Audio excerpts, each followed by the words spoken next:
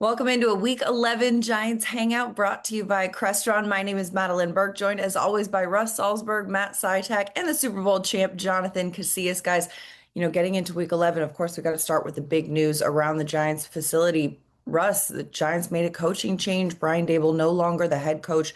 Mike Kafka will serve as the interim. What's your immediate reaction to this? Well, I mean, my immediate reaction is that it stinks. I mean, it's easy for fans and people outside to say, and media people to say, oh, fire this guy, fire that guy. Maybe it's because we're closer to the situation, but when you fire somebody, a lot of times an entire staff gets fired. That could be up to 20 people. There are lives, there are people that are affected, all that. That said, it's 2-8, and nobody could tell you. Brian Daboll knew at 2-8 it was going to happen. He just knew it was going to happen, and it's not a question of he knew, but like how it was happening. There were too many of those fourth quarter collapses, and it's unfortunate. I also think, for lack of a better term, Brian Daboll was a victim of bad luck. I mean, we're watching a Denver game, we're watching a Bears game, and for three quarters, we're rolling. We're thinking, well, what a great victory this is going to be. I'm saying to myself in Chicago, tough, gritty win. Who knew? And when I say bad luck, who knew, for example, nobody's talking about it, and we love Jamie Gillen. Jamie Gillen had the worst game of his career. Yeah. Yeah, an unfortunate opening kickoff, Are a you kidding me? 26-yard punt late in the game. Yeah, there were some So, moments. as far as I'm concerned now, I am very glad that it's put in Mike Kafka's hands. I think Mike is a very smart guy. I think, listen, he was close on a couple of head coaching interviews. I think he's bright. I think the players respond to him. I think it will continue to help in the growth of Jackson Dart.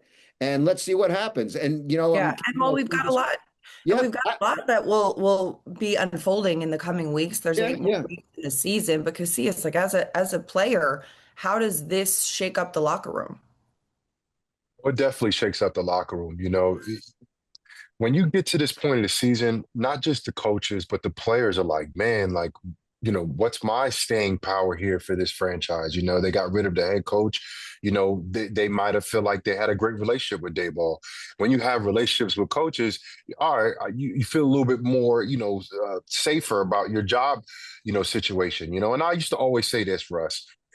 People just be like, how's it like playing in the NFL? And I'm like, my job security is this. Peyton Manning was the best player in the NFL and got cut. This is my go-to point because it's the truth. It's a what have you done for me lately? NFL stands for not for long, and at the end of the day, you have to be a productive team, right? The team hasn't been productive. 2-8, the last 3 years after starting, the whole Joe Shane and Brian Daboll tenure as a 9-7-1 playoff winning team, which the Giants haven't done in over 10 years since they went to the Super Bowl. So the Giants had to figure out something because the things just wasn't working.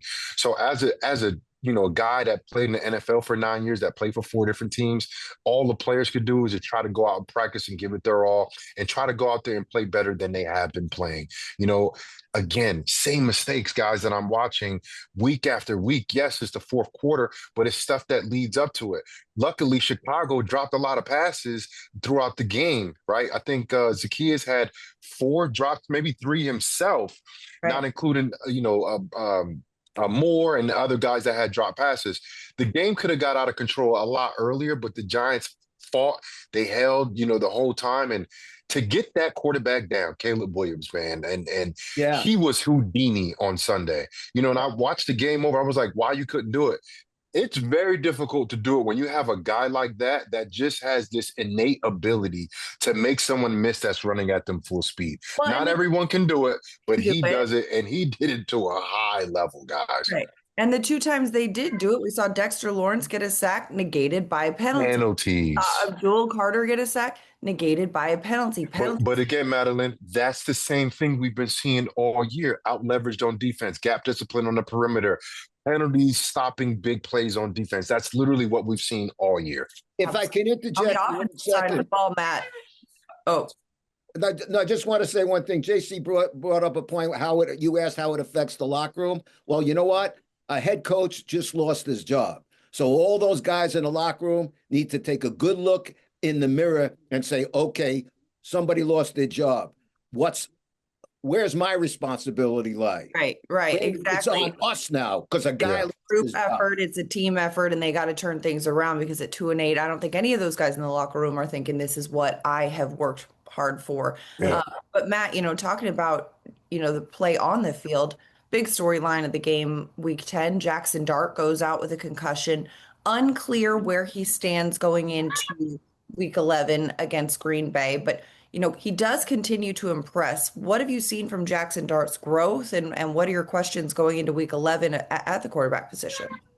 Yeah, well, it's kind of a shame that all of this other stuff happened, starting with, this another fourth quarter collapse, and then obviously the big news, the head coaching change, because that kind of outshines or takes the attention away from how well Jackson Dart was playing prior to him suffering the concussion. He completed 65% of his passes, 242 yards, continued to be an absolute threat with his legs. I mean, another 2 rushing touchdowns, 66 yards, averaging 11 yards per carry. He was playing phenomenal football. It wasn't perfect by any means, but for a rookie quarterback in his, 7th start, he was playing great football. And that's kind of just being like, no one is talking about that now because obviously he went on and suffered the concussion. The few players, concussions are different for every single player across the NFL.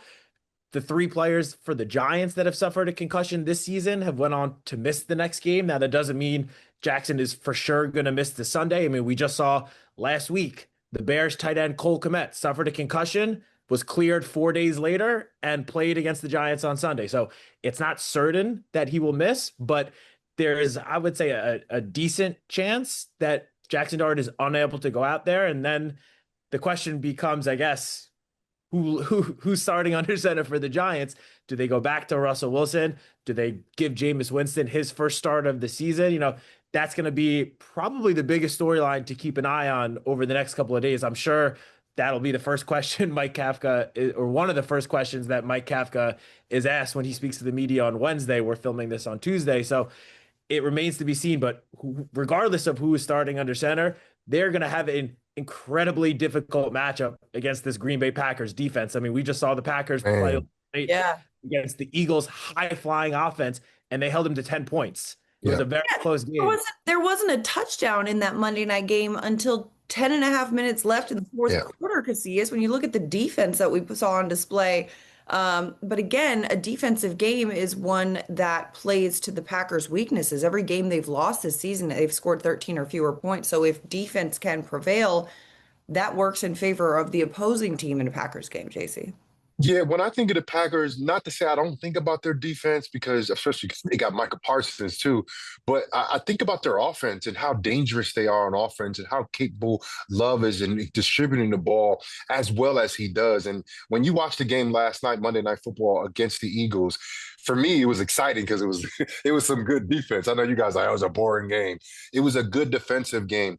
And a guy like Love, I think in the first half, he only had like six completions, and it was like 2 or 3 minutes left in the first half. Excuse me, 6 attempts. I'm sorry. 2 of 6 with like 6 minutes left or something like that in the first half. That is not like the Green Bay Packers. That is not like Jordan Love. They have lost 2 straight. So this is a must-win game for them. This is a huge game for them on their schedule. Yes, it's against the lowly 2-8 Giants, but the Giants might have some new life here with the, transitioning of the coach over to Kafka. So the Giants, I think, are a dangerous team right now for Green Bay to be traveling on the road after 2 losses against a tough NFC team in the Eagles on a Monday night, short week, right? You got to travel. So this puts a lot of pressure on this offense for the Green Bay Packers, who've been a high-flying offense, right, all season. And then they went up against a brick wall against the Eagles, and now they got to go across town to go against this lowly Giants team. Not to say it's a trap game because they're coming off a couple of losses, but this is a big challenge for Green Bay. And the way that the Giants defense gets after quarterbacks, I think this bodes well. It's all about matchups here, right, guys? And how they can finish too, because you mentioned getting after the quarterback. We saw, against Caleb Williams, maybe getting hands on him, not bringing him down. Maybe the Giants need to finish in week 11. Russ, what's your key to this game? Well, you just said, finish. I mean, we all sound like broken records because We've discussed this time and time again. Look at us all in agreement, though, like all simpatico here. No, but it's finish, finish, finish, and make your tackles. Make your tackles. There was one particular play, and I'm sure you people are going to agree with me. DeAndre Swift was running with the ball, and they had to make a stop. I think it was like 4th and 2, and it was Demetrius Flanagan Fowles. Nailed him, like just nailed him. He ends up moving off. I think him and Flott were in on it. Swift gets a first down. Subsequently, it didn't matter because they ended up not scoring on the next set. But make your tackles and finish your plays. And that's been the thing on defense the entire season. Finish your plays. They just haven't been doing it. And it's cost somebody a job. Yeah, got to finish your plays. Got to close out. Got to finish games. Not just, the play, but the quarter, all of it. But you know what? We got a lot to learn, not just how to finish plays, but also maybe a little bit of trivia this week. Russ, what do you know? What do you say? What do we got? What do you know? What do you say? Okay, Madeline, here we go. In 2007, the NFC Championship game was played at frigid Lambeau Field in Green Bay. All right? Okay. And for lack of a better term, I was there freezing my butt off. Okay? The Giants, as we know, beat the Pack in overtime, 23-20. Ahmad Bradshaw and Brandon Jacobs scored the touchdowns for the Giants. My question to you people, who scored the 2 touchdowns for the Packers in that game? All right? And I'll go ahead. Do you need a hint? I'm going Donald Driver. Look at you. Donald Driver. Donald Driver won. Very good. I'm impressed. Was Now, it these guys have the same first name. Donald Lee? Bingo. Donald Nice. Miss Burr. I am very, very impressed, Madeline. Donald, when I read this, watching a lot of Vikings games, I will say. So wow. Vikings, Packers. Nice. I would have never gotten that. Very nice. Sure. Oh, I remember that because you said the same player. I'm like, what other Packer was a Donald? And then yeah, but I would. My hint was going to be the same first name as a Disney character who goes quack. But I. Well, anyway, since you guys were so good with this, I'm going to give you a bonus question. All right. Name the 2 Giants in that game who had interceptions. ooh, interception. 2007. Corey Webster. Ah, That's one, yes. Jinx. Yeah, go ahead. Got Webster. Antro roll. No. And R.W. RW McQuarters, very good. Very good. Ooh, I am impressed. Nice, man. That's a home run. That's a touchdown. That's what that is. There you go. Stop, There man. you go. All right. What do you know? What do you say? Look at us learning and evolving. The more you know, right? All right. Giants Packers week 11. Let's get some game predictions on the books. First of all, are the Giants going to score over under 2.5 touchdowns for the New York Football Giants? SciTech, what do you say? Ooh, this is after last night's performance against the Eagles. This is tough. I think it kind of depends on who is starting at quarterback. Yeah. If it's Jameis Winston, I feel a little more confident in saying over 2.5. If it's back to Russell Wilson, I would lean more towards the under, which I feel like that right there says all you need to know about maybe which direction this, if the offense needs a spark, which way maybe you go with. So we don't know right now. So I'm gonna go with under, assuming that it is Russell Wilson at quarterback. Okay. Russ? I agree with Matt in that you don't know who the quarterback is going to be. I mean, if it was, also I meant to say this before, Madeline, and it's not taking a shot at anybody. If it was left up to me, if Jackson can't go, I would go with Jameis. If for no other reason, Jameis is going to be here next year as the backup. Yeah. Russell will not be here. Jameis is going to be here, so we might as well have him do it. But what was it? It was how many touchdowns? 2.5. I don't even, man. We'll come back. Wishful We'll come back thinking. to you. I'm going for, yeah, I'm going to say over. Wishful thinking. Go get some points on the board. JC, what do you got? No, I want to be wishful as well, but I can't. I'm such a realistic person, guys. I'm sorry. You're right. Um, I I think we all want Jameis. I just don't think he will get the start. I think I gotta go under on this one. And it's sad to say because that's not a lot of points. You know what I'm saying? Like, but they haven't really proved it to us. Dart did, but Russell, I don't know if he can do that. And I don't even know if Jameis Winston can do it because how much time has he had with this Right. offense, right? Well, and we saw Russell do it week 2 in Dallas. It's not that Dallas defense is so far Packers from defense is Packers not the defense. Cowboys. again, any given day, any given This game, is true indeed, you know what? Madeline. I fully agree with that. I'm just saying that so you're telling me there's a chance kind of situation, right? What was all that 1 in a million talk? These are 2 very different quarterbacks. It's also going to look different because Mike Kafka is at the helm this week. So a lot of things Yeah. are going to look different. Over under 2.5 total touchdowns. I'd like to say over because I'd like to say that this team is going to be playing with a little bit of a spark, a little bit of chip. And like you guys alluded to, JC, you said, hey, sometimes these players are going to be looking in the mirror and saying, oh, nothing is certain. I better level it up myself. I do believe that every man on this team is going to do that. And this could just be one of those games where there's a spark and I'm going to take the over. But the question is, who's going to score him? Who's going to be the Giants' leading receiver? Russ, who do you think is going to be the go-to target for whomever it is at quarterback? Giants leading receiver. Man.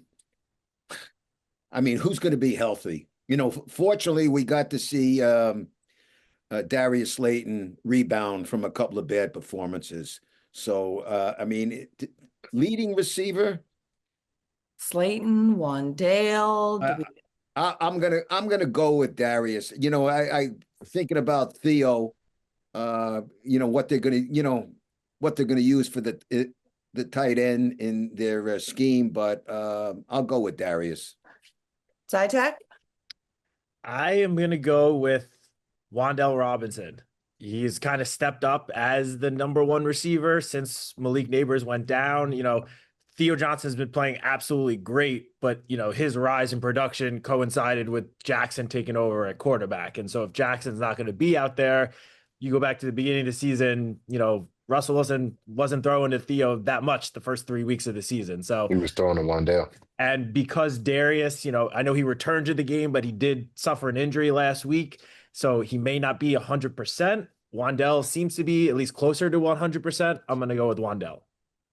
I agree with you, Matt. Yeah, I'm on the same page with Matt. I think, is that your favorite player, Matt? Because I feel like the times we've spoken, you have like a nice little gloss in your eyes when you talk about Wandale. I just think he's very, very underrated. I think he's, does whatever the team needs him to do. And he does have a Kobe tattoo right here. So he's got that Mamba mentality. I didn't know that. But he plays like it, man. He's not a big dude at all, but he plays a violent game at wide receiver. He likes to break tackles. He plays a very physical game. And the thing is, when you have a guy that plays in a slot a lot, I don't know how much slot reps he'll get given the injury, at the wide receiver position for the New York Giants. That puts him in the realm of my people, the linebackers. And he's just a matchup nightmare for guys like us because he's very quick, gets in and out of his cuts, and it's an easy target between the hashes and the numbers for the quarterback to kind of hit him with. Tight ends are available, but I think Wandale has emerged as that guy. And he's doing very well compared to not just the Giants receivers, but other slot receivers throughout the NFL. I think he's like top 2 or 3 in terms of all around slot receivers in the NFL. I like it. All right. So if the Giants win this game, they will need to what? Zytech?